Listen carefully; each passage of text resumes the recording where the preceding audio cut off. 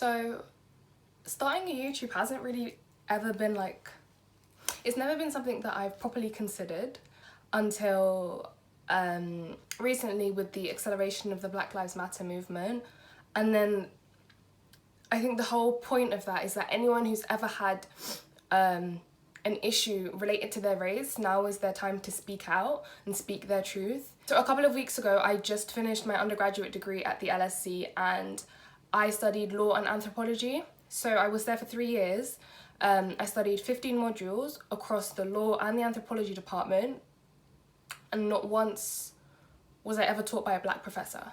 So during my time at university, all I used to do is whenever I'd get the opportunity to have an optional module, I would pick the one that would give me the most freedom, or the ones that had like the least teaching control, so that I had the opportunity to explore the topics that interested me.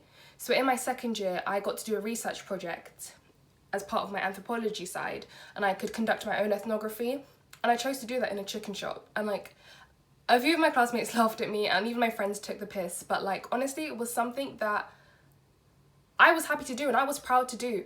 I was happy that I wasn't doing the standard thing that all my classmates were doing.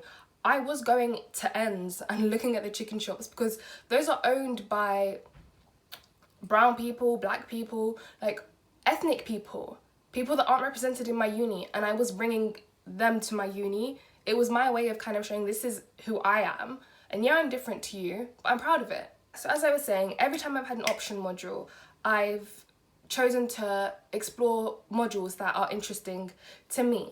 So when I got to my third year at university, I chose to do a dissertation, and I did my dissertation on Orientalism and narratives of oppression surrounding the hijab.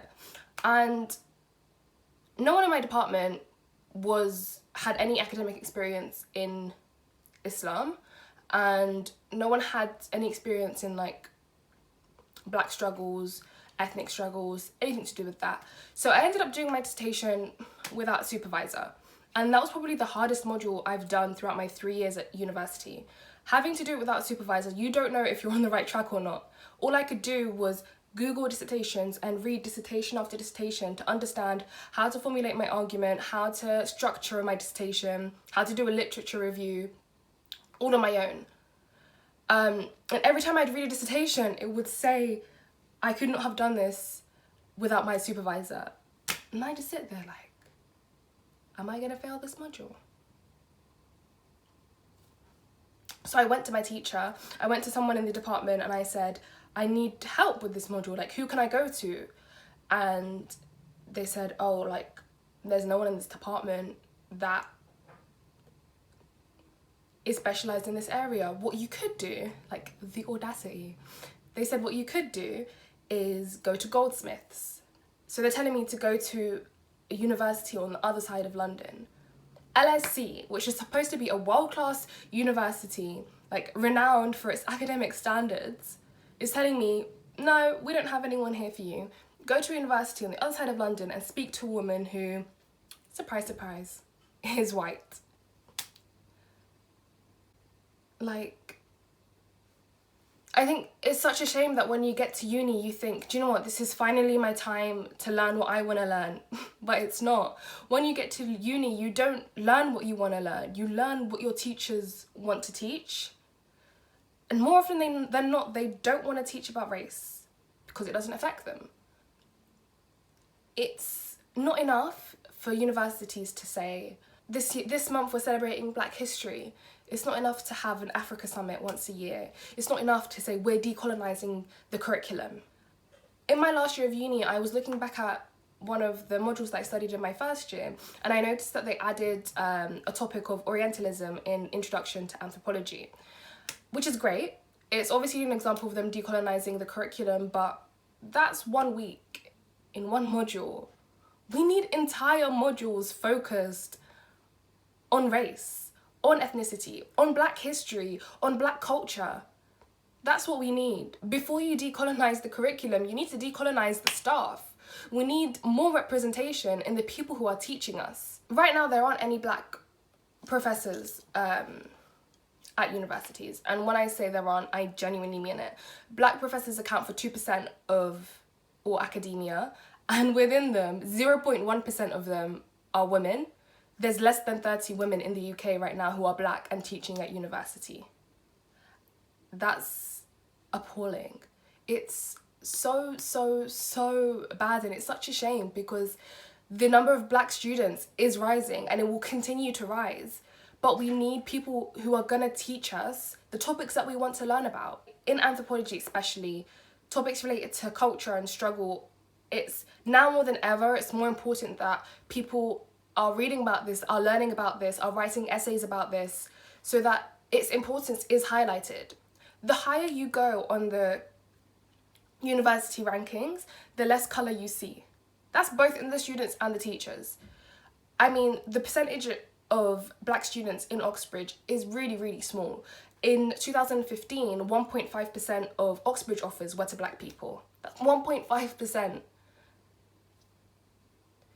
There's statistics that show that we're as represented in academia as we are in the police force. And we've seen what happens when we're not represented in the police force. So things need to change, and they need to change now. So I've read a lot of articles talking about all these statistics, but at the end of it, they don't tell you what needs to be done.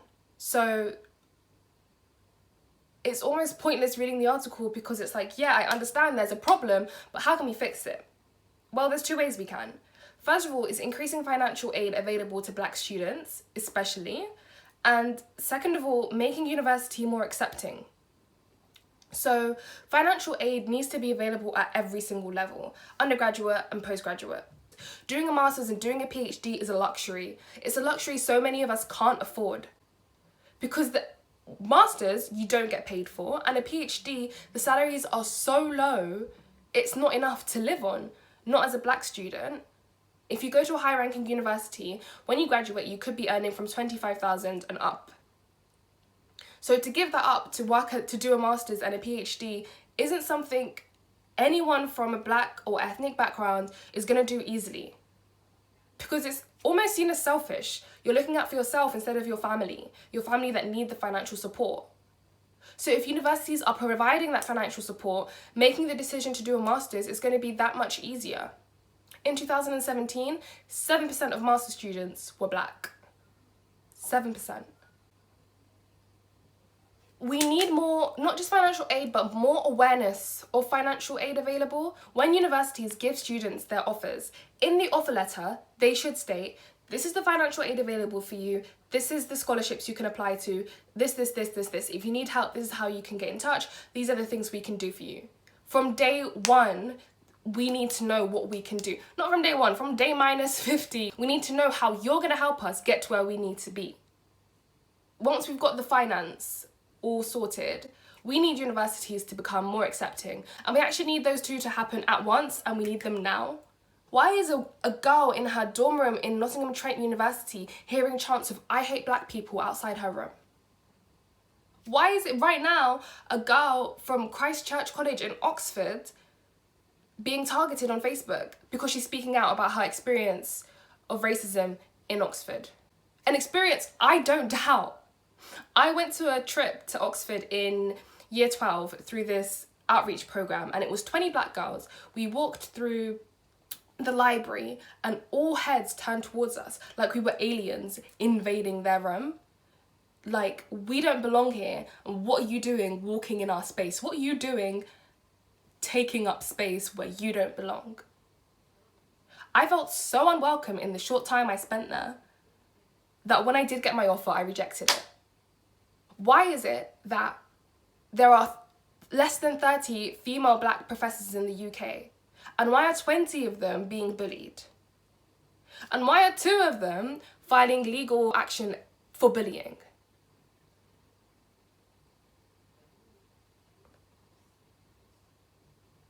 I can guess why.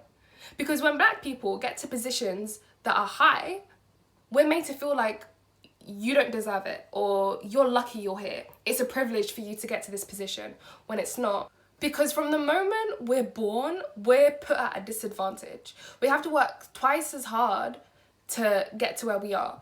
So we shouldn't be made to feel that we're privileged to get there. we're just as worthy of our positions. When we apply for jobs, we have to apply for 45% more jobs than white people. There's statistics out there that prove this. Because even when people look at our CVs and they see our ethnic names, they're like, no, we don't want that person representing our company. We don't want that person on our shop floor. I know so many Muslim girls who we go to the interview in a turban, and then when we get the job, that's when we wrap our hijab properly. It's not a privilege to go to a high-ranking university, it's a right. I didn't go to Oxford and I rejected my offer because it was too white for me. It was too anti-black. So I was like, you know what, let me just go to LSE, stick to a London uni, it's more diverse, I'll be happier there. I wasn't. It's just as diverse as Oxford. How far down the rankings do you need to go before you start to feel welcome at your university?